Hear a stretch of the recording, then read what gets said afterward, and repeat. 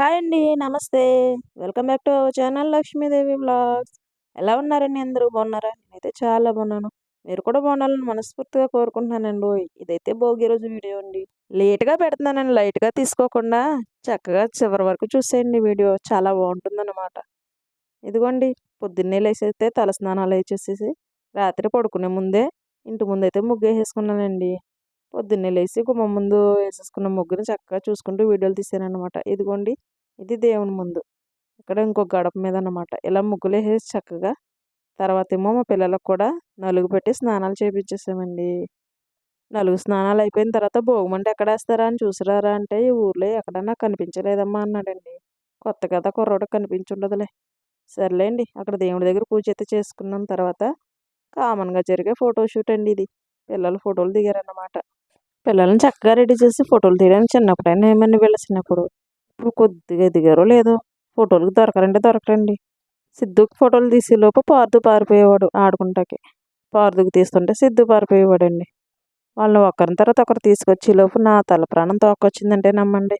ఇదిగోండి చక్కగా ఫోటోలు అయితే తీసేనా తీసేసిన తర్వాత ఇదిగోండి పైన అయితే హరిదాస్ గారు వచ్చారండి. ఆయనకైతే బియ్యం అది ఇచ్చేసి దక్షిణాన్ని నమస్కారం చేసేసుకున్నాం అన్నమాట. కొత్తగా ట్రెండీగా వచ్చేసింది చూసారా?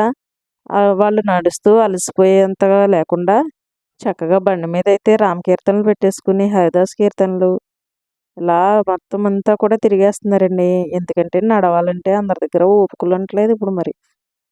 ఇలా అయితే త్వరగా పని అయిపోతుంది కదా! అందుకని అన్నమాట.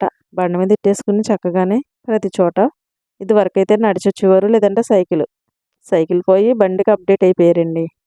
ఇదంతా అయిపోయిన తర్వాత ఇదిగోండి మా వాడిని రెడీ చేసేసాను. ఇది మొన్న నేను కోసానన్నాను చూసారా? అవి ఫ్రిడ్జ్‌లో పెట్టేసానన్నమాట. మాల కట్టేసి పువ్వులు. ఫ్రిడ్జ్‌లో పెట్టేసి ఇప్పుడు తీసుకువెళ్తున్నాను. ఈరోజు రేపు పెట్టుకుందాం మా అమ్మ వాళ్ళ ఇంటికి వెళ్ళిపోయేటప్పుడని. ఇదైతే ఈవినింగ్ అయిపోయిందండి. ఈవినింగ్ అంటే మొత్తం నేను భోగి స్నానాలు అన్నీ అయిపోయిన తర్వాత ఇంటి దగ్గర పనంతా చక్కబెట్టుకుని అలా బయట షాపింగ్‌కి వెళ్ళొచ్చామన్నమాట. ఇంకా కొన్ని కొన్ని తీసుకోవాల్సినవి బట్టలవి ఉండిపోయినాయి. అవి తీసుకుంటాకని భోగి రోజున మళ్ళీ వెళ్ళాము. అలా వెళ్ళొచ్చేసరికి లేట్ అయిపోయింది. ఇదిగోండి మా మొక్కలను చూసారా? ఈ మాత్రం వృద్ధిలో ఉన్నాయన్నమాట. సరే అండి ఇదిగోండి వెళ్తున్నాం మరి అమ్మాళ్ళ ఇంటికి. ఇంతకీ విషయం ఏంటంటే మేము అమ్మాళ్ళ ఇంటికి వెళ్ళేసరికి సాయంత్రం 4:30, 5 అయిపోయిందన్నమాట. మాతో పాటు అలానే అమ్మాళ్ళ ఇంటికి వెళ్ళేవాళ్ళు ఇదిగోండి పండగకి పుట్టింటికి వెళ్ళే వాళ్ళందరూ మా వెనకాలే ఫాలో అవుతూ వచ్చేస్తున్నారండి. కాకపోతే మా ఇంటికి కాదులేండి వాళ్ళ వాళ్ళ ఇంట్లోకి అన్నమాట. అవునండి మీరు ఎలా చేసుకున్నారు? భోగి, సంక్రాంతి, కనుమలు బాగా సెలబ్రేట్ చేసుకున్నారా? పల్లెటూర్లకి వెళ్ళి పట్నం నుంచి పరిగెట్టుకుని మళ్ళీ పట్టణాలకు వచ్చేసారా? వచ్చేసి బిజీ బిజీ అయిపోయారండి. కానీ ఆ 4 రోజులు పండక్కి కూడా ఈ సంవత్సరం అంతా ఎదురు చూస్తూ ఉంటాం కదండి. చక్కగా అయిన వాళ్ళతో కలిసి సెలబ్రేట్ చేసుకుంటాకి.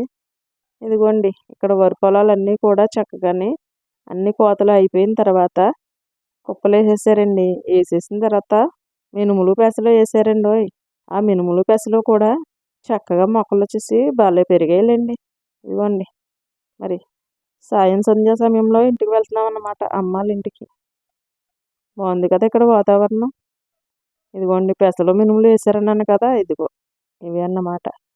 ఇక నుంచి పెసలు మినుములు వస్తాయి. తర్వాత అయితే ఇంకా మళ్ళీ వేసవికాలం పోయేంత వరకు పంట ఉండదు.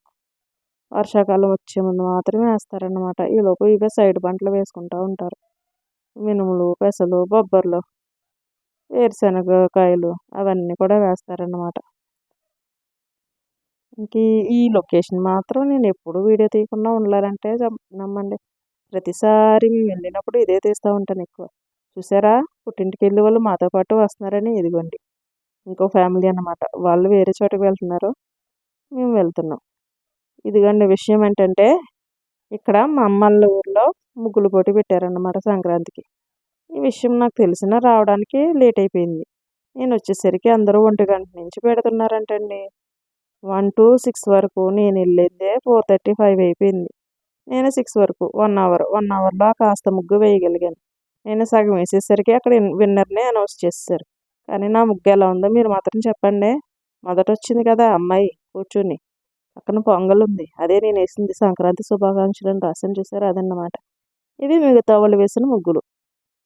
ఎవరికి వాళ్ళే టాలెంట్ అండోయ్. బాగున్నాయి కదా ముగ్గులు. నాకైతే నచ్చాయి మరి. కాకపోతే విన్ అవ్వలేదండి, డిసప్పాయింట్మెంట్ అయితే ఉంది. ముందుగా వచ్చుంటే మనమే విన్ అయిపోతుందండి. అంటే ఆ నమ్మకం నాలో ఉంది. కానీ ఎవరి టాలెంట్ వాళ్ళదనుకోండి. ఇక్కడ ముగ్గులు ఎవరికి వారే తీసుకోకుండా చాలా చక్కగా వేశారండి. చూసారా ఎంత పెద్ద ముగ్గు వేశారో? ఇదిగోండి ఇదొకటి.